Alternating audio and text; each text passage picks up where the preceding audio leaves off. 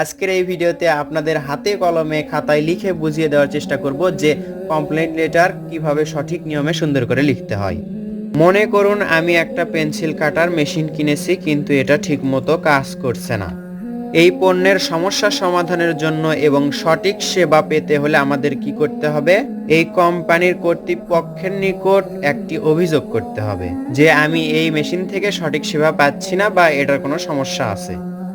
অর্থাৎ সংশ্লিষ্ট কর্তৃপক্ষের কাছে কোনো সমস্যা সমাধানের জন্য যে অভিযোগপত্রটি লেখা হয় সেটাই কমপ্লেইন লেটার বা অভিযোগপত্র। আবার মনে করুন আপনি একটা গ্রামে বাস করেন। এই গ্রামে পানির ব্যবস্থা নেই বা ড্রেনের ব্যবস্থা নেই বা পাকা রাস্তাঘাট নেই। এই সমস্যাটি আপনি কার কাছে জানাবেন? কর্তৃপক্ষের কাছে। এটা যদি পৌরসভার মধ্যে হয়ে থাকে তাহলে পৌরসভার কর্তৃপক্ষ বা চেয়ারম্যানের কাছে। এই সমস্যাগুলো লেখা বা পত্রের মাধ্যমে প্রকাশ করাটাই ইংরেজিতে কমপ্লেইন লেটার। তার আগে আমরা বুঝি কমপ্লেইন লেটার মূলত দুই ধরনের কর্তৃপক্ষের কাছে লিখতে হয়।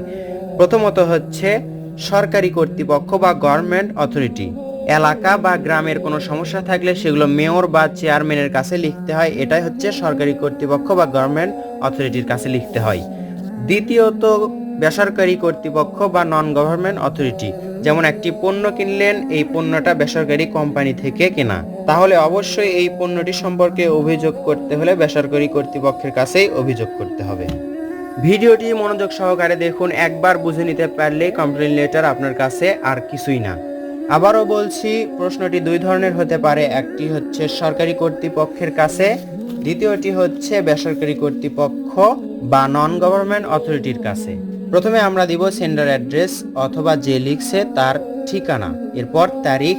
এখানে হাইলাইট করা লাইনগুলোতে আপনি দেখতে পাচ্ছেন যে কোনো একটা লিখতে হবে, দ্য চেয়ারম্যান অথবা দ্য ম্যানেজার অথবা দ্য কনসার্নেড অথরিটি।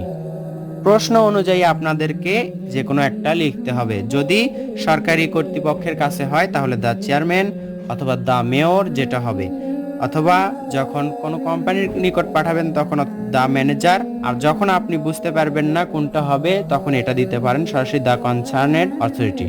এই লাইনে দিতে হবে কোনো অধিদপ্তর, সরকারি হলে অধিদপ্তর অথবা কোনো কোম্পানির নাম।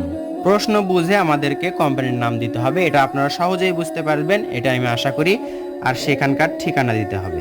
এইটুকু মূলত চেঞ্জ করার বিষয়। এরপর সাবজেক্ট কি?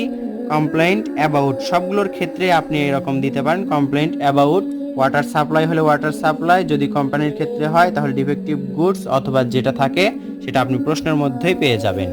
এরপর আপনি দেখতে পাচ্ছেন মাঝের অংশে, এইটুকু হচ্ছে মাঝের অংশ। এই লাইনগুলো আমরা সাধারণ শিক্ষার্থী যারা আছি তারা অ্যাপ্লিকেশনের ক্ষেত্রে যে লাইনগুলো ব্যবহার করতাম হুবহু দেখেন সেই রকমই লাইন।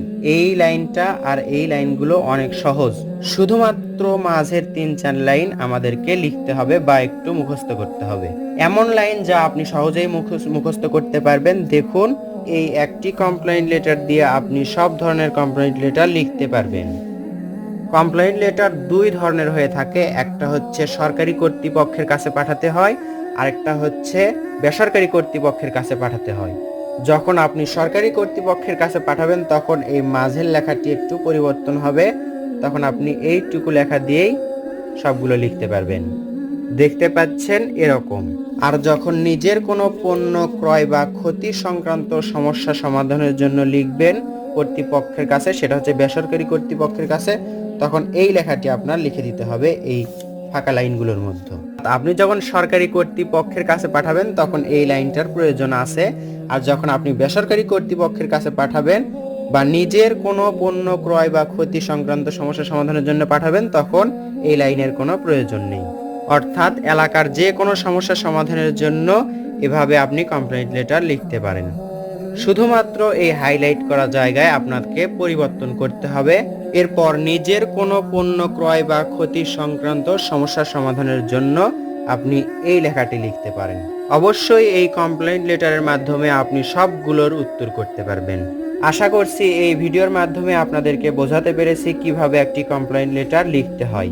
মুখে জড়তা বা ভাষার মধ্যে ভুল ত্রুটি থাকতে পারে, উচ্চারণগত দিক থেকেও ভুল হতে পারে। আমার উদ্দেশ্য খাতা কলমে আপনাদেরকে বুঝিয়ে দেওয়া। আর এই লেটারটি বোঝাতে সাহায্য নিয়েছি ইমরানস ইংলিশ গ্রামার্স চ্যানেল থেকে। খুব সুন্দর করে বুঝিয়ে দেওয়া হয়েছে এই ভিডিওতে। আমি শুধুমাত্র বোঝানোর চেষ্টা করেছি খাতায় কিভাবে সুন্দর করে লিখতে হয়। ভিডিওটি ভালো লাগলে লাইক করবেন এবং শেয়ার করবেন, আর ইমরান স্যারের জন্য দোয়া করবেন এত সুন্দর করে একটি কমপ্লেইন্ট লেটার শর্টকাট টেকনিকে আমাদের বুঝিয়ে দেওয়ার জন্য। পরবর্তী ভিডিওর আশায় থাকবেন। আসসালামু আলাইকুম।